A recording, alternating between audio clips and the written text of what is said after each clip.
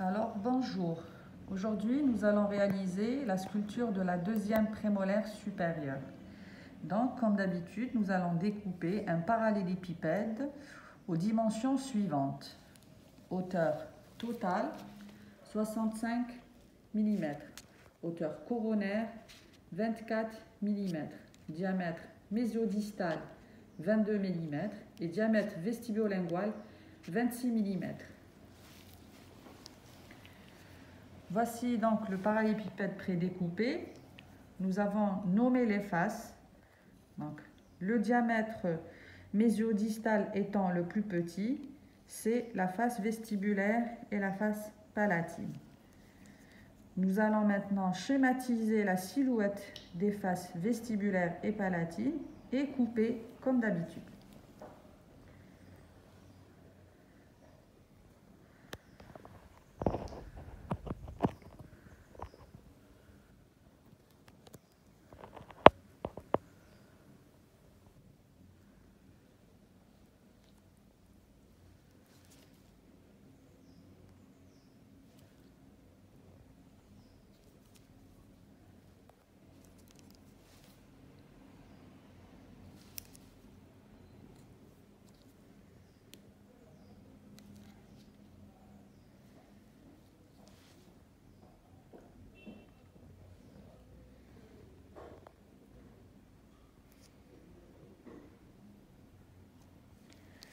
Nous allons réaliser maintenant le tracé de la face linguale.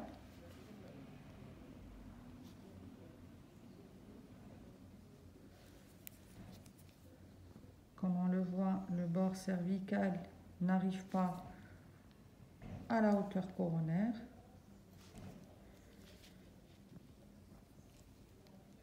Et la pointe toujours déportée du côté mésial.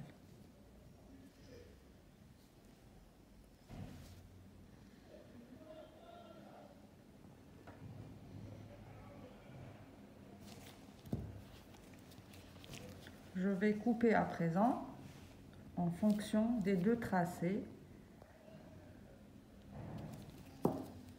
sans toucher le bord libre.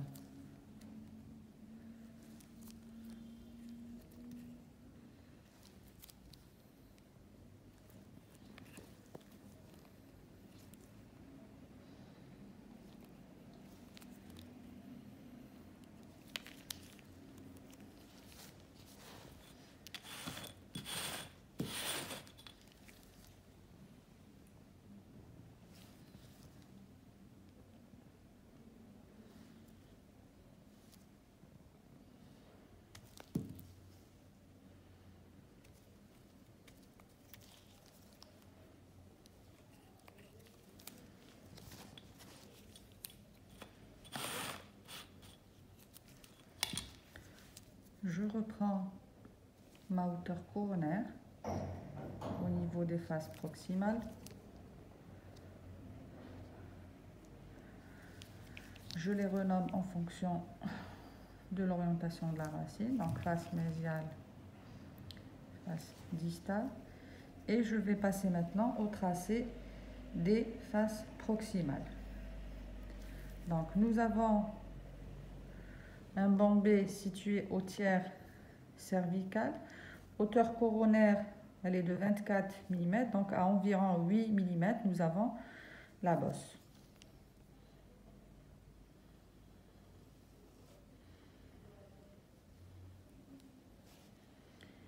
Et les deux autres tiers sont légèrement convexes.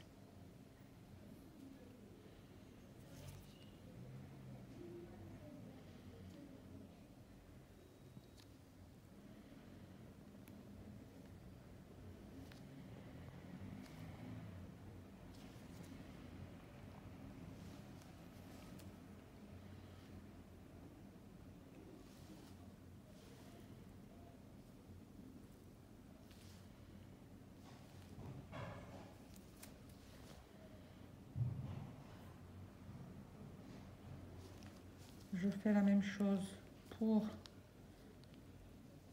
la face proximale distale. J'essaie toujours de garder les mêmes repères.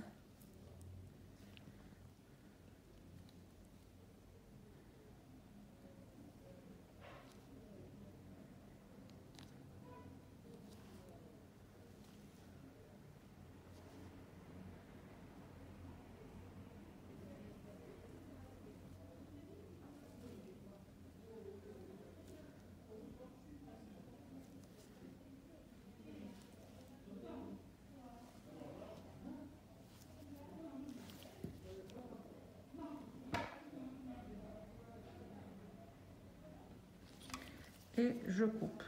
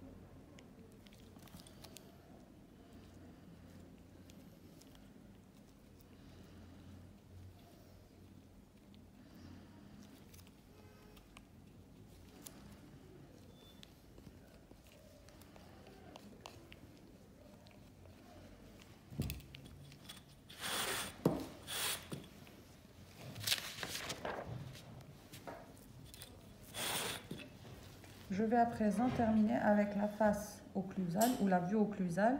On a une forme de pentagone avec des bords proximaux qui convergent en direction linguale.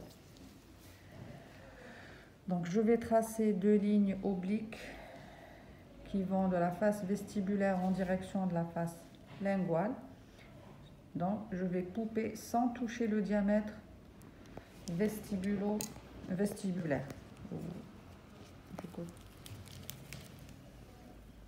Alors du coup je coupe obliquement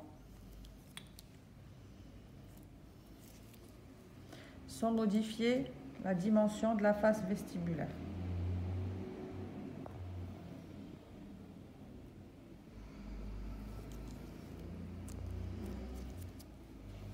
Maintenant, je vais tracer mon V qui est formé de deux branches inégales, branche distale plus longue que la branche mésiale, ce qui a pour effet de déporter la pointe du côté mésial.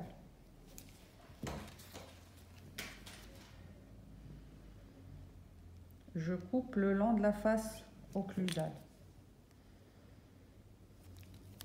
en suivant le V que j'ai tracé.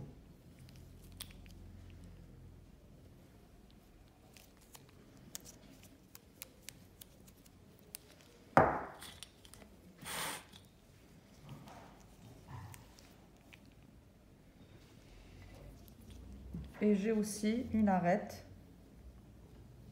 sur la face vestibulaire, comme pour la première prémolaire, qui fait suite à la pointe.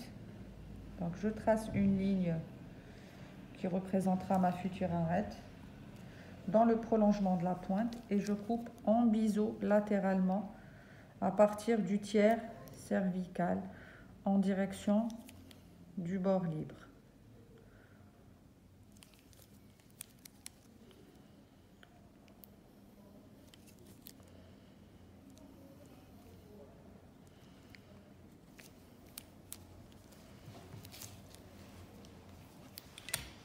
Voici donc mon arête. Et voici donc mon pentagone qui prend forme.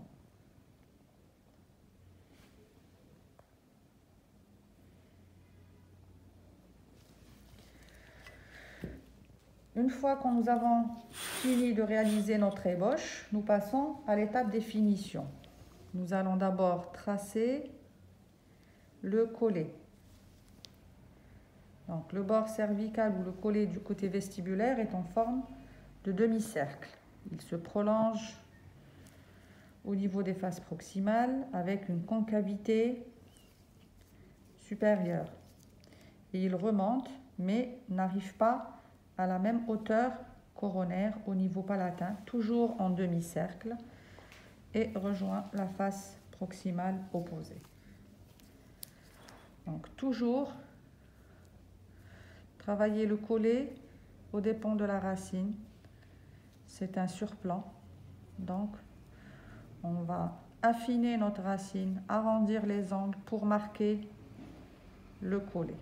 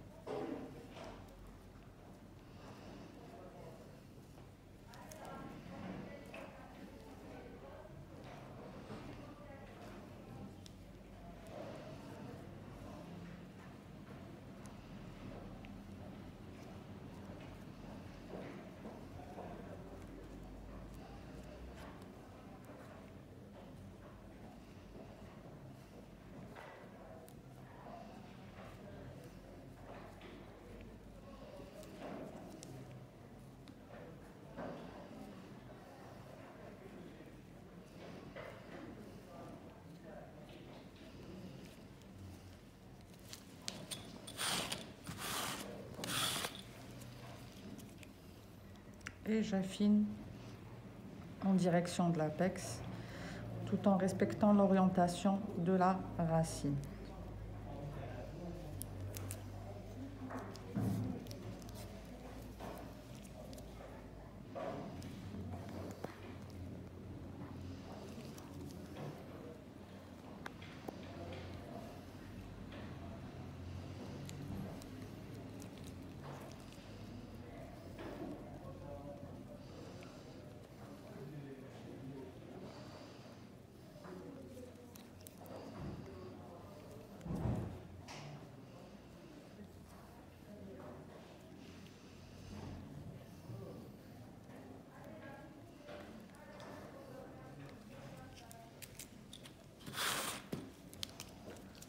Je termine de travailler le collet en adoucissant la partie cervicale au niveau de la couronne. C'est ce qui me permet aussi de travailler le modelé de ma couronne au niveau du tiers cervical.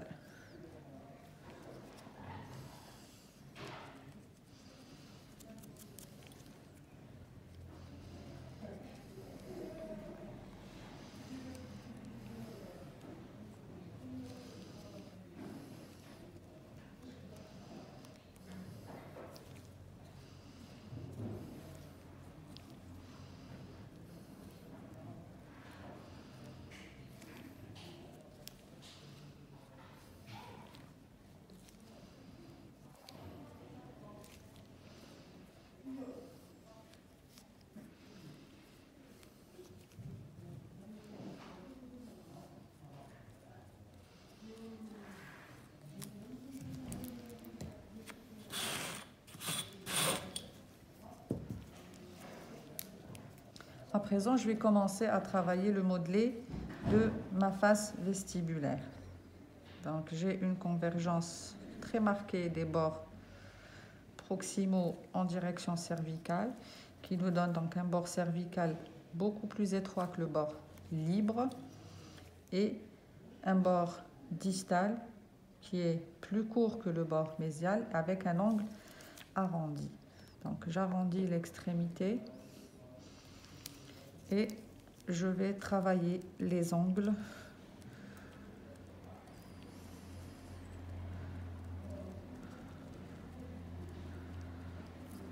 à ce niveau-là pour marquer ma bosse.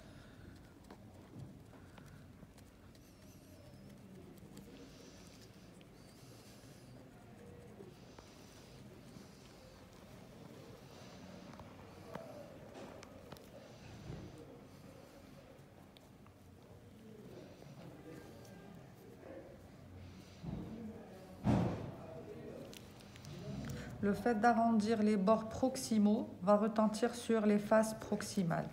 Donc je vais arrondir aussi les bords proximaux au niveau de la face palatine, qui a un modelé lisse, sans éléments anatomiques particuliers. Donc nous allons arrondir dans les deux sens, horizontal et vertical, pour avoir une forme arrondie.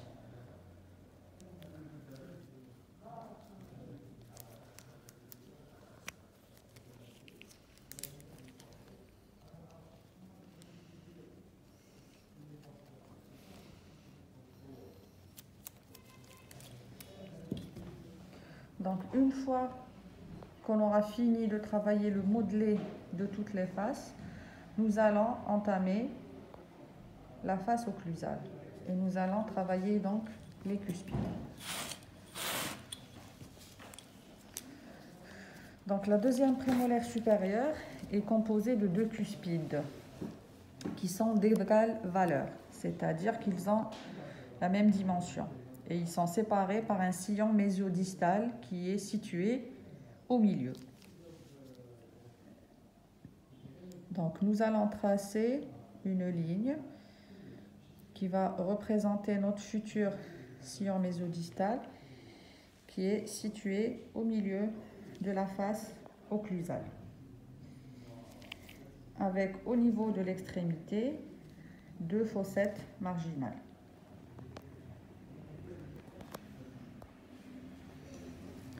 Alors nous allons commencer à travailler les cuspides et nous allons travailler les ponts cuspidiens à partir de l'arête axiale vers la fossette.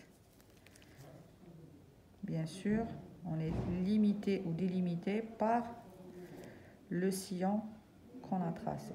Donc 2-3 coups de couteau en biseau pour le pan distal. On va faire pareil pour le pan mésial. À partir de l'arête en direction de la fossette. Toujours en biseau.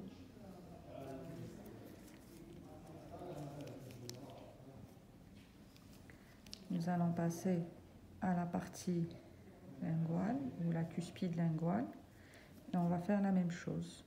Des coups de couteau en biseau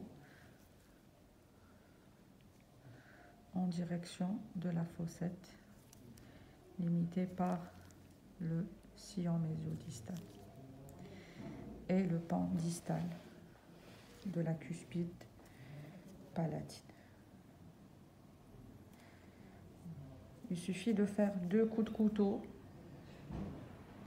pour travailler les cuspides. Nous allons maintenant arrondir un petit peu les sommets cuspidiens pour marquer le sillon mésodistal.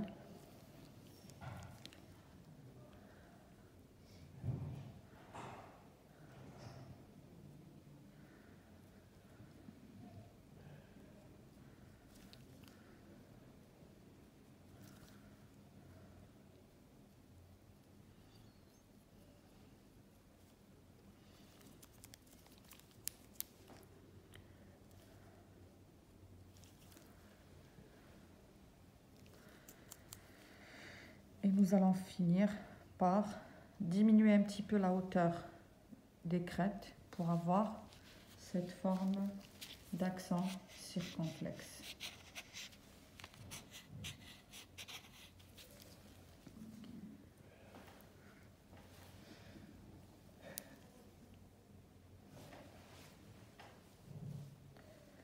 Voilà. Et je dégage les fossettes latéralement.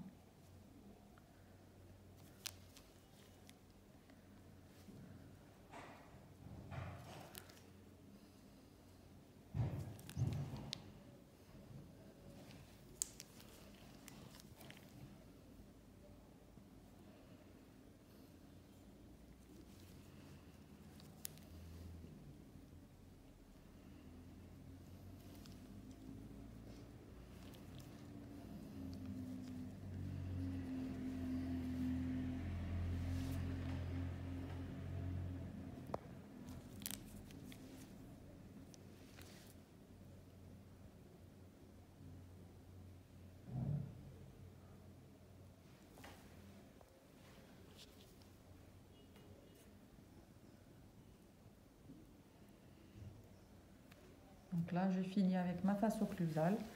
Je vais passer au sillon sur la face vestibulaire et le sillon radiculaire. Donc j'ai deux sillons au niveau de la face vestibulaire qui la divise en trois lobes. Toujours le lobe central est le plus important, c'est celui qui comprend la pointe, donc il englobera la pointe de la prémolaire et on va travailler ces deux sillons de part et d'autre. Plus marqué au niveau du bord occlusal et il s'estompe au fur et à mesure qu'on remonte au niveau de la face vestibulaire et qu'on se rapproche du bord cervical.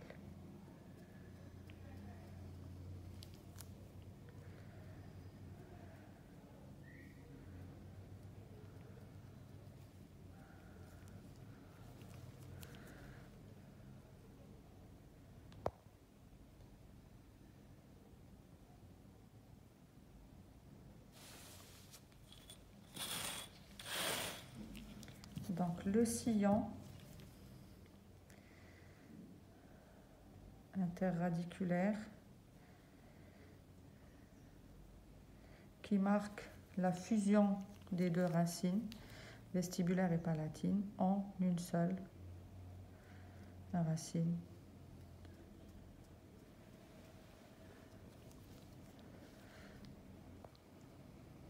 Toujours marqué à l'extrémité au centre et s'estompe au fur et à mesure qu'on se rapproche du bord cervical.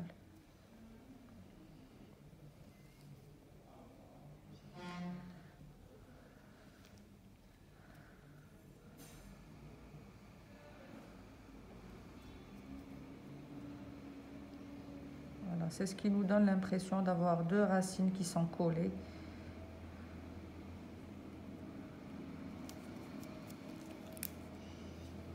Et on fait la même chose sur la face opposée.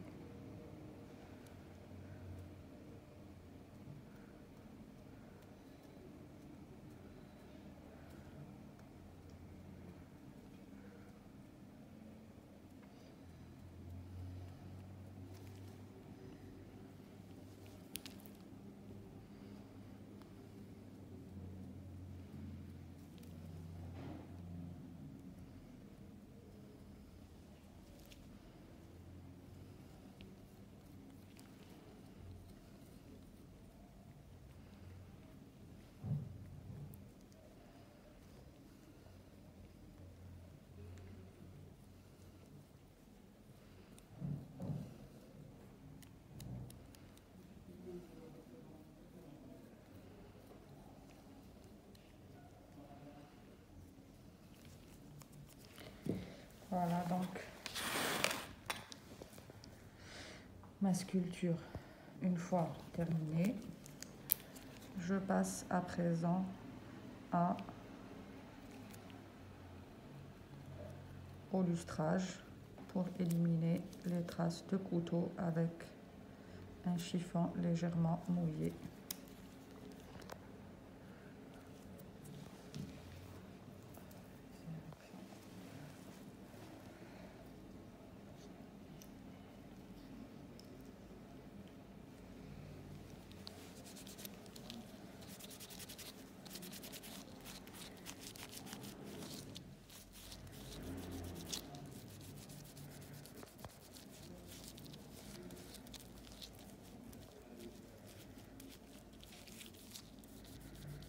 Très important de bien lustrer pour éliminer toutes les traces de couteau et avoir un aspect plus lisse, brillant de notre sculpture.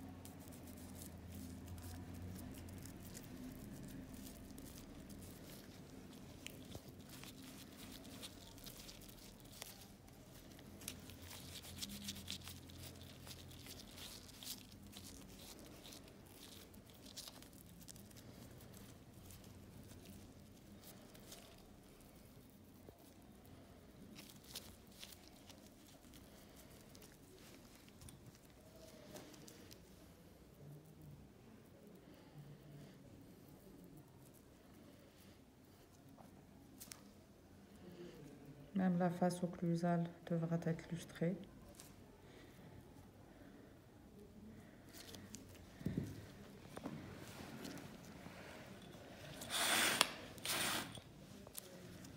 Ainsi donc, la sculpture terminée.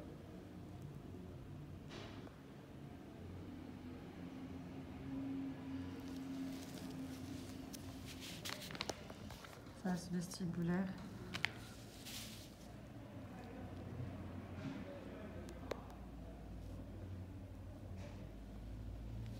Face proximale.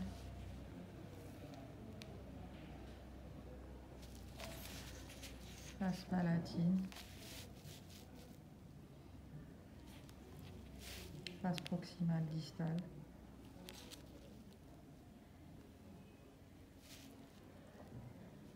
Et enfin la face occlusale,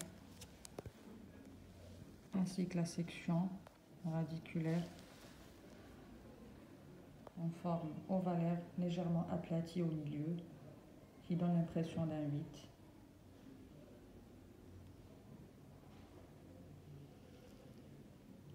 Je vous remercie.